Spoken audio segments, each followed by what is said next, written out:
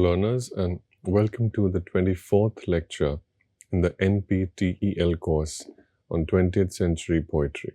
In the previous lecture, I have described the contexts of the American popular and literary magazine Vanity Fair and how this magazine was trading in some stereotypes about femininity, gender, and women's writing. I also explained how Edna St. Vincent Millay, by getting the opportunity to publish quite prolifically in this magazine, also got the opportunity to intervene in some of these stereotypes that were circulating at the time. I also gave a brief reading and analysis of a sonnet from Millay's first collection, Renaissance, and described how at this early stage in her career as a poet, Millay was relying on the more traditional, that is, the Petrarchan and not the Shakespearean, of the two dominant styles of writing the sonnet. And this sonnet juxtaposes the spiritual or religious concerns which Renaissance as a volume is quite preoccupied with, alongside more personal or private concerns that have to do with relationships or the affairs of two individuals. That is one way in which Millay utilizes the formal complexity of poetic forms to stage a fearless and quite courageous inquiry into matters of the heart and the head. I also began reading the first poem from Millay's second collection, that is, the poem titled Spring, from the collection 2nd April. And I mentioned that the tone of this poem signifies a poet who observes quite sharply signs of life bursting forth, quite literally, but is unable to shake from her consciousness the fact that all life will ultimately be consumed by death. Right? Let's try and understand exactly how this is played out by looking at some sentences and words from this poem. The poem is addressed almost like a reprimand, as if the poet is scolding spring, as if the poet was a mother or a teacher, and spring is an errant child, being tardy, playing hooky, or just being disobedient and continuing to do what the child wants to do without considering the utility or the purpose or the value of that thing. What does time do? Time passes. What do the seasons do? Seasons change in cycle, right? Leaves grow, leaves sprout, leaves fall, and then they grow again. This cyclical nature of birth, death, renewal, and birth again continues without meaning, without pause. And this endless cycle is something that the poet fails to understand the utility of it. And so she begins by asking, to what purpose, April, do you return again? As if to say, what is going to be different this time?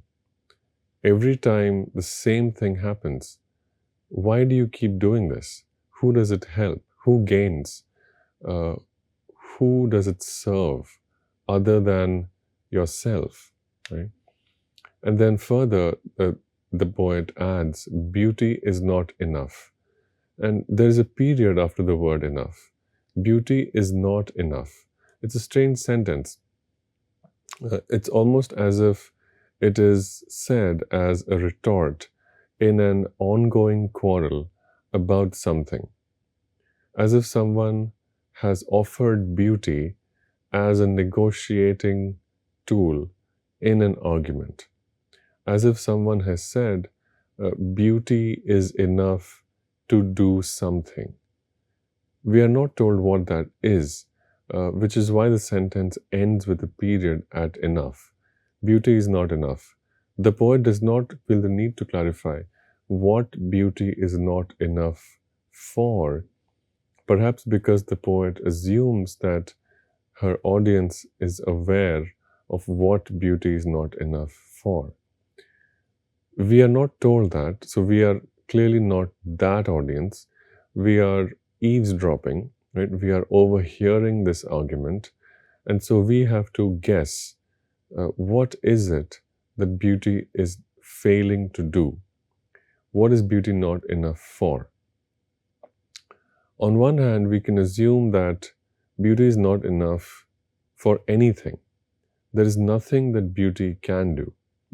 So whatever claim was made on beauty's behalf, all of those claims the poet is saying are false.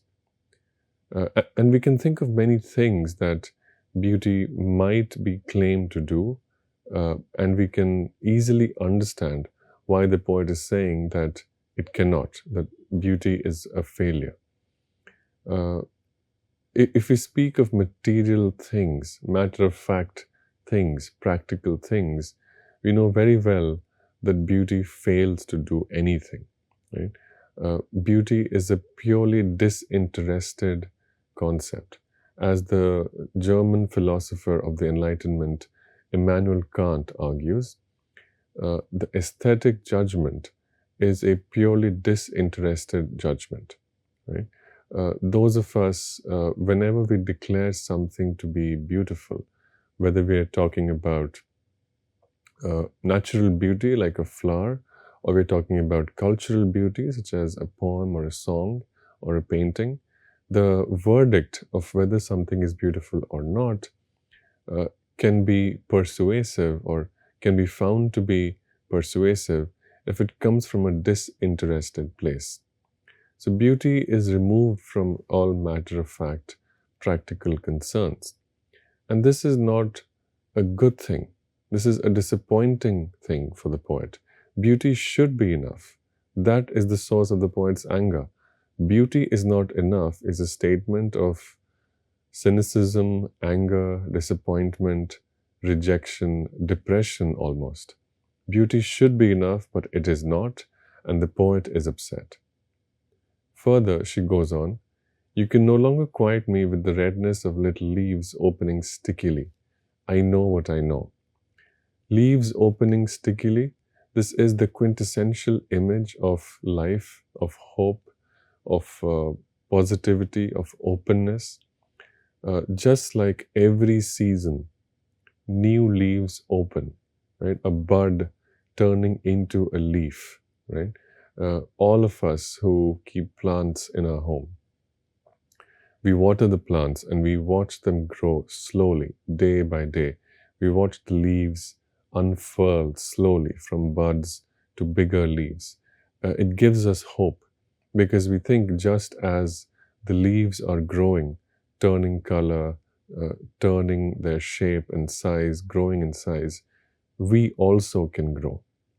However, the poet is not fooled by that sight. The poet again gives a very short sentence, "I know what I know." Again, the same quality. What do you know? The poet does not clarify. The poet assumes that we know, but we don't. We haven't been told that. We are getting better, however, at guessing what it is that the poet knows. And the poet will explain it further, but not quite. The poet says, "The sun is hot on my neck as I observe the spikes of the crocus. The smell of the earth is good. It is apparent that there is no death." So again, 3 lines of observation, 1 line of interpretation. What is the observation? The sun is hot, right? Which is a good thing, because after months of freezing cold, the poet can feel the heat on her neck. This is a remarkable thing. It is something to write about.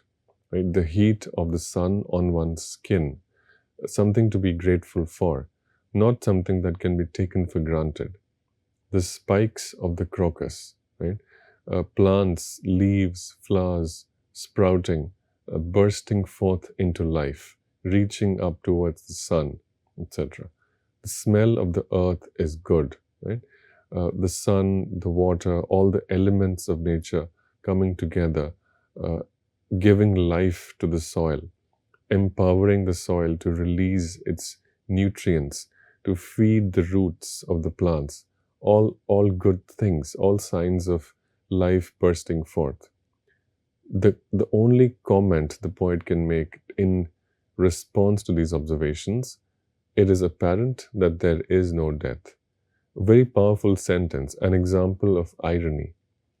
It is apparent that there is no death. What the poet is actually saying is that it appears that there is no death, but in fact there is. Death is simply hidden. What we see is simply the appearance of life. It is true that there is life, but death is equally true. Death exists with as much reality. It is just that it is not visible right now. And then the poet asks, what does that signify? Not only underground are the brains of men eaten by maggots. A very gruesome, horrifying image, dead bodies being decomposed, being consumed by the elements, by pathogens, insects, maggots. Maggots is the typical, quintessential example of the decomposition of bodies. It's used from poets and writers across the history of English literature. Iconic scenes include the gravedigger scene in the play Hamlet by Shakespeare, but there are countless other scenes, and writers frequently describe this image of maggots eating the corpses of human beings to point to a reality which nobody can escape. Whatever we may do, whatever we may aspire to do, and people certainly do a lot. People assume that they will live forever. And poets, philosophers, thinkers will often remind us that to be eaten by maggots is the fate of all who live today, right? Which is to say that we will all die and our bodies will be consumed by the elements around us. If we are buried, like in some religious communities, then our corpses will be eaten by maggots. The poet is offering a further twist to that familiar thought. The poet is saying, not only underground are the brains of men eaten, even above ground. That is, even when we are not yet dead, even when we are not yet turned into a corpse and buried underground, even then there are things which consume us intellectually, spiritually. So we may not be literally eaten by maggots. Our brains may not be literally eaten by maggots, but we are moving towards a somewhat death-like existence. Okay. Then the poet writes, life in itself is nothing, an empty cup, a flight of uncarpeted stairs. It is not enough that yearly down this hill, April comes like an idiot, babbling and strewing flowers. Right? So a deeply cynical poem full of an unshakable and somewhat morbid obsession with death.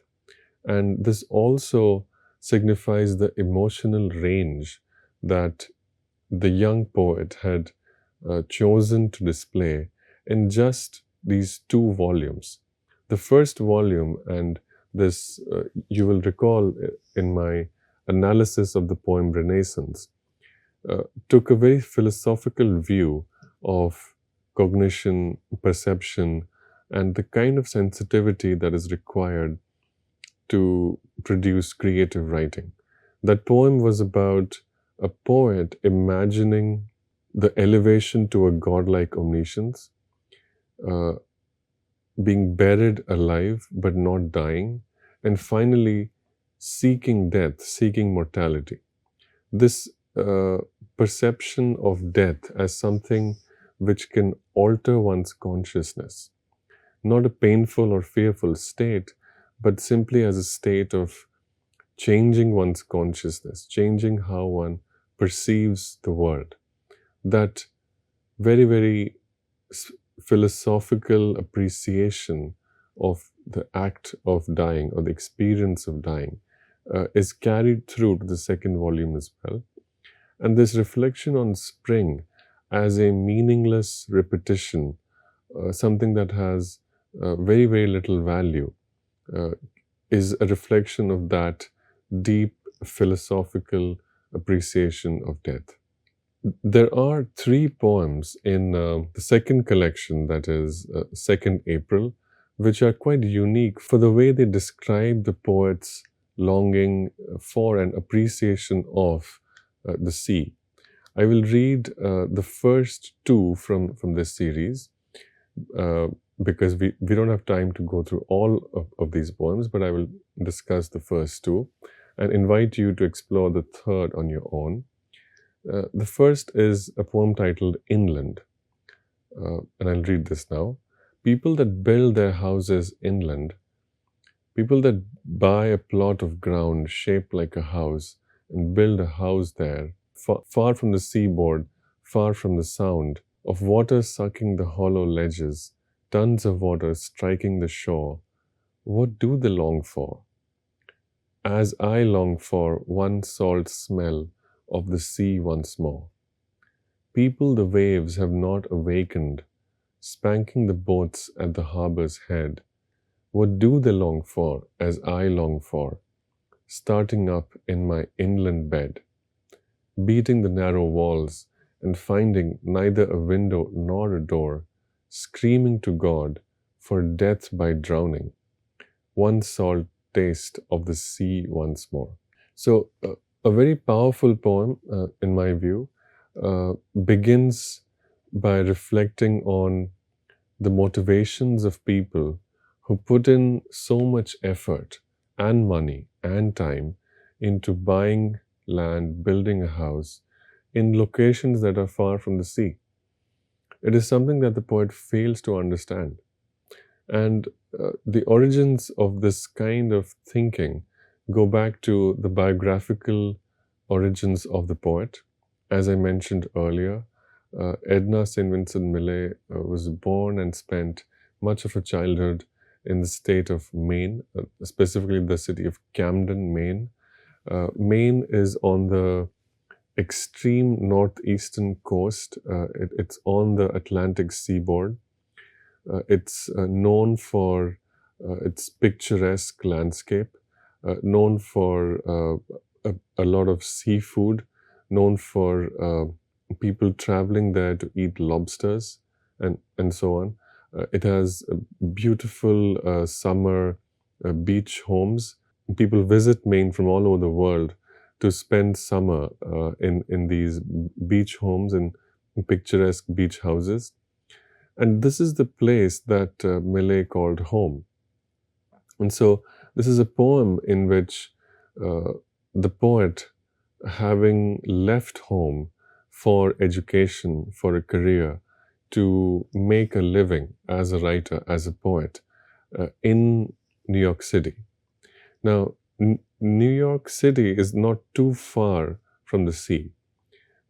It is not that the poet has imprisoned herself in some landlocked location, but it is a sign of how deeply the sea has become a part of the poet's consciousness, of the poet's identity, of who she is as a person, and how deeply the sea defines every idea of home and comfort, that even while she's in New York City, the poet longs for her home in Maine.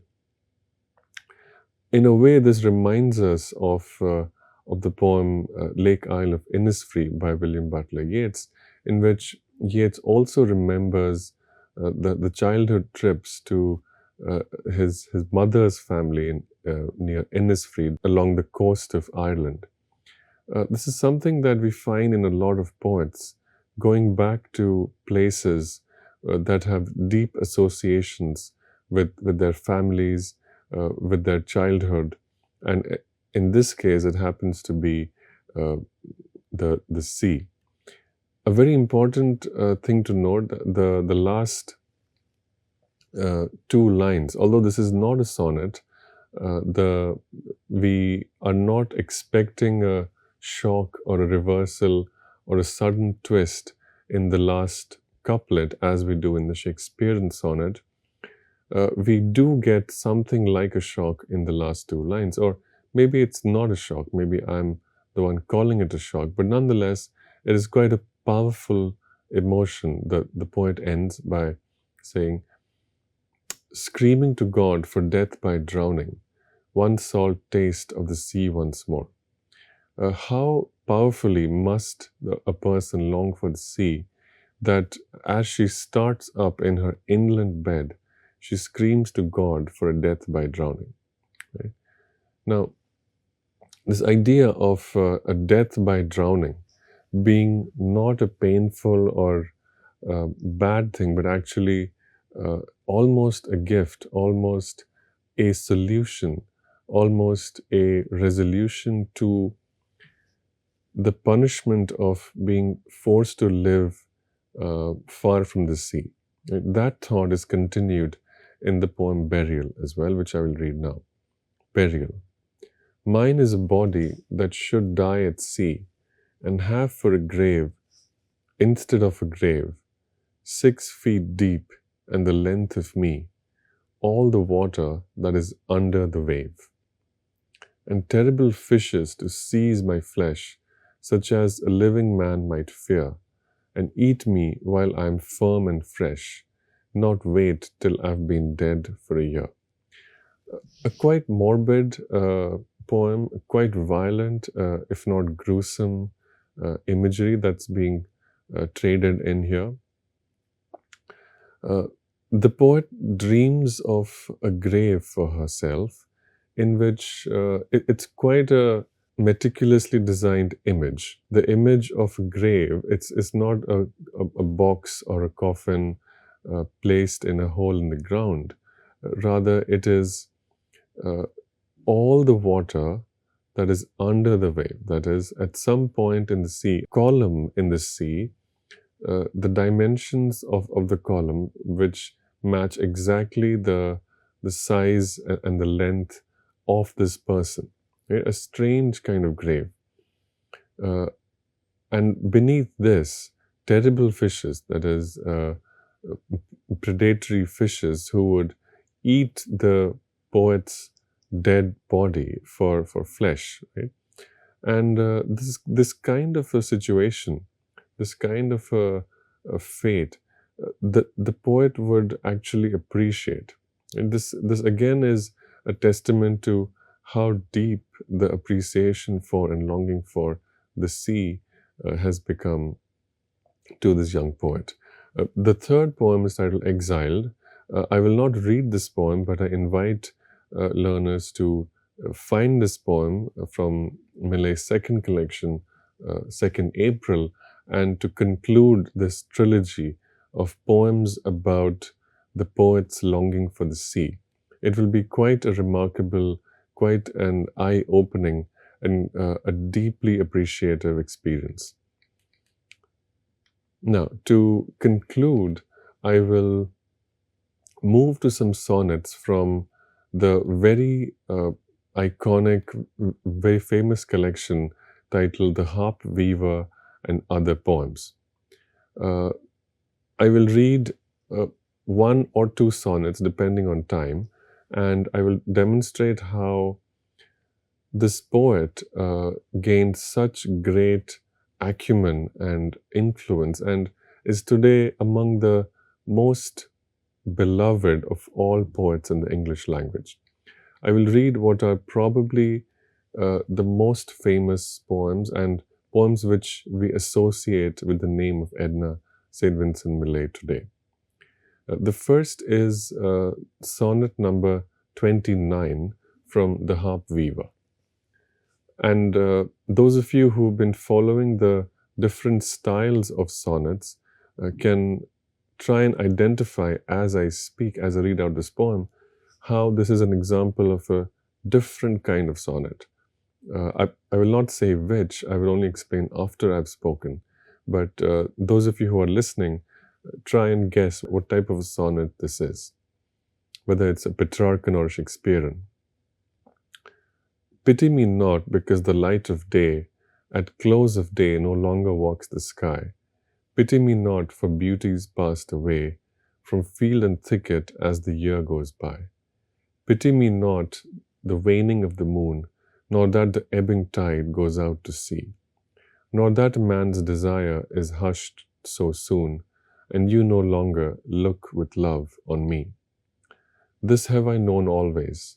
Love is no more than the white blossom which the wind assails, than the great tide that treads the shifting shore, strewing fresh wreckage gathered in the gales. Pity me that the heart is slow to learn what the swift mind beholds at every turn. Those of you who've been paying attention will notice that there is a distinct shift in tone. There is a very clear shift in the progression of ideas towards the end of the poem. Where exactly does that shift occur? Before we identify that, we can also note that the last two lines form a couplet. We can tell that because they have the same sound at the end, learn and turn. We also know that the last two lines form a complete unit, that they can be removed from the rest of the poem and still retain a great deal of complex meaning.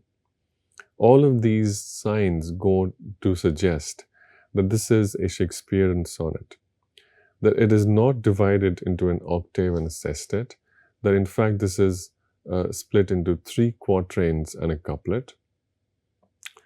Further, that because of this division, the last 2 lines carry a great deal of intellectual weight.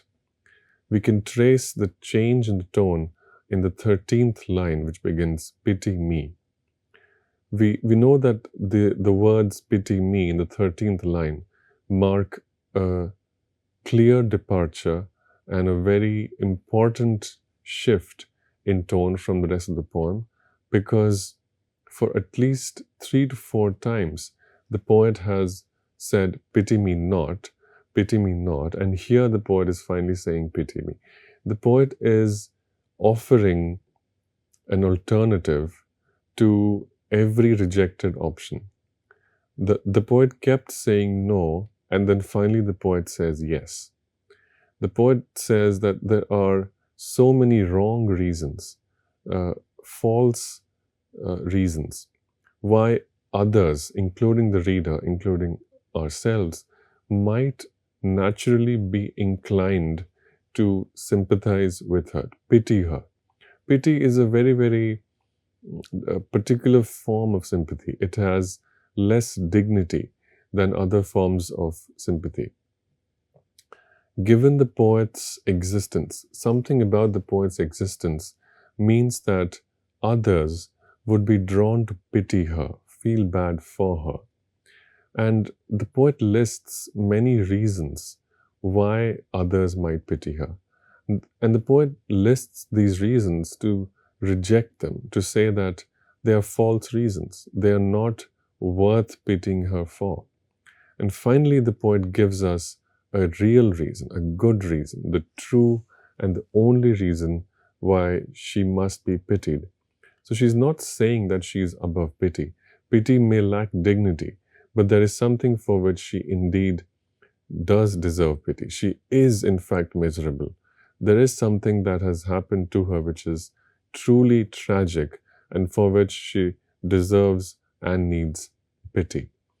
And the difference between these 12 lines of rejected reasons and the couplet which has the actual reason is the difference between thinking about other people and thinking about the poet. In the first 12 lines, the poet rejects these reasons for pity, because they are concerned with what other people have done to her.